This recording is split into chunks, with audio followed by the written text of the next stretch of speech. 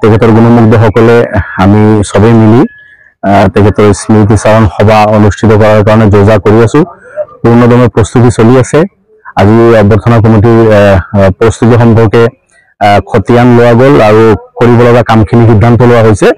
অহা 21 তাৰিখে আমাৰ সভা আছে। অসমৰ গণ্যমান্য ব্যক্তিসকলক আমি ইনভাইট কৰি আছো, তেখেতসকলে আহিব।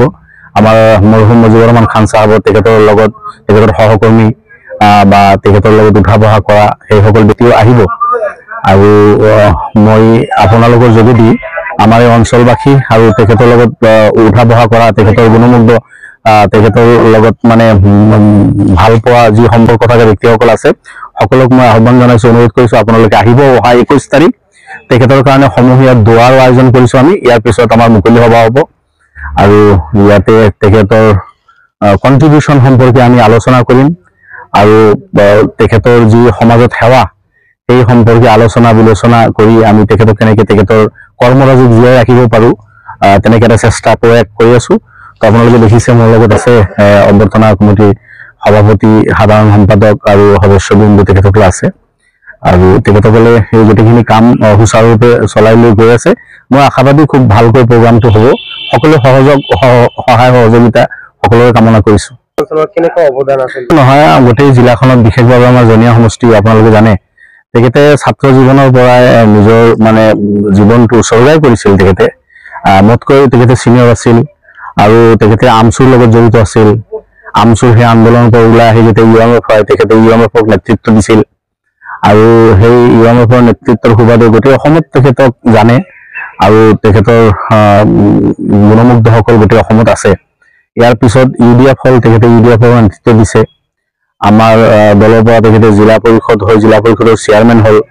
ডেভেলপমেণ্টৰ ক্ষেত্ৰত গোটেই জিলাত তেখেতে কাম কৰিছে। তেখেতৰ কাম কৰা প্ৰত্যেক জিলাৰ চুকে কোণে আপুনি যাব সেই কামবিলাক পাব তেখেতৰ। আৰু বাকী থাকিল সমাজৰ লগত তেখেতে আমচুৰ পৰা আৰম্ভ কৰি UMF UDF তেখেতৰ এই যিটো দীঘলীয়া যাত্ৰা, এই যাত্ৰাত তেখেতে সমাজৰ কাৰণে বহুত চিন্তা কৰিছে। TND অঞ্চলতো তেখেতৰ নিজৰ অঞ্চল আছিল, নিজৰ গাঁও আছিল আদিতপুৰ TND বৃহত্তৰ অঞ্চলত বিভিন্ন অনুষ্ঠান প্ৰতিষ্ঠানৰ লগত তেখেতে শিক্ষকতাও কৰিছে। সমবায় সমিতিৰ চেয়াৰমেন আছিল, তেখেতে জড়িত আছিল।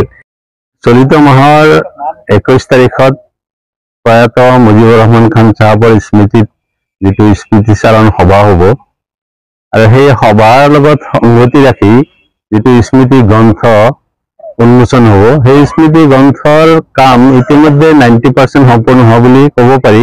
মানে যিটো প্ৰবন্ধ বা তেখেতৰ মানে সামাজিক ৰাজনৈতিক জীৱনৰ ওপৰত ভিত্তি কৰি বিভিন্ন শুভাকাংক্ষী তথা গোটেই অসমৰ বিভিন্ন বুদ্ধিজীৱীসকলে তেখেতৰ সংস্পৰ্শত থকা সকলে যিখিনি আৰ্টিকল ইতিমধ্যে আমি পাইছো সেই হিচাপে ক'ব পাৰি যে 90% কালেকশ্যনৰ কাম আমাৰ সম্পূৰ্ণ হৈছে।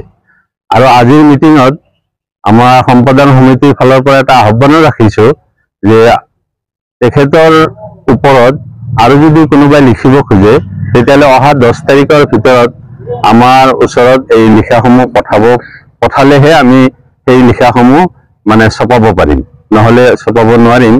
আৰু মই ভাবো এই স্মৃতি গ্ৰন্থখন বৰ সুন্দৰ ধৰণৰ হ'ব আৰু ইতিমধ্যে বৰেণ্য ব্যক্তিসকলে বৰ সুন্দৰ মানে প্ৰবন্ধ আমাৰ হাতত পঠাইছে আৰু সেইবিলাক ইতিমধ্যে DTP কৰি আমি তাৰ সম্পূৰ্ণ কামো প্ৰায় শেষ কৰিছো।